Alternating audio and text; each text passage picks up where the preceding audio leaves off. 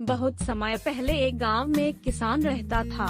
उसके पास काफी संपत्ति थी क्योंकि उसने बहुत सालों तक खूब मेहनत किया था। उसके पास बहुत बड़े बड़े खेत थे पर वह बहुत दुखी था क्योंकि उसके बेटे बहुत आलसी थे। ना तो वह उसकी मदद करते थे, सारे दिन सोते ही रहते थे और अपना समय फालतू के खेलों में बर्बाद किया करते थे। एक दिन किसान बहुत बीमारी पड़ गया।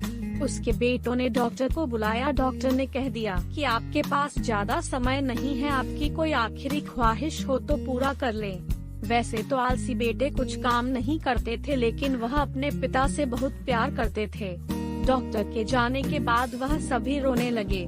अपने बेटों को दुखी देखकर किसान का दिल पिघल गया और कहा, चिंता मत करो बच्चों, मैं स्वर्ग से तुम्हारी रक्षा करूंगा और जिससे कि तुम कभी भूखे ना रहो। मैंने खेत में सारा धन गाड़ दिया है, जब वह तुम्हें मिले तो तुम लोग बाजार जाकर उसे बेच देना, वह तुम्हारे जिंदगी भर के लिए काम आएगी। कुछ ही समय के बाद किसान की मौत हो गई। कुछ दिन तक दुखी बेटे दुख के मारे कोई काम नहीं कर पाए पर फिर उन्हें लगा भोजन के लिए कुछ तो करना पड़ेगा। बेटों ने खेतों में खुदाई शुरू कर दी पर वहां उन्हें कुछ ना मिला। उनके पिताजी के दोस्त ने कहा, आखिर तुमने खेत जोत ही दिया है तो क्यों ना बीज भी डाल दो। बेटे तैयार हो गए। खेत बुआई करके उन्होंने इंतजार किया। उस साल मूसलाधार बारिश हुई। एक दिन जब बेटे सुबह उठे तो उन्होंने हवा में लहराते हुए अपनी फसल देखी।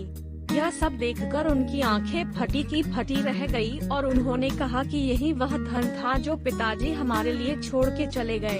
अगर हम काम करेंगे तो हम कभी भी भूखे नहीं रहेंगे।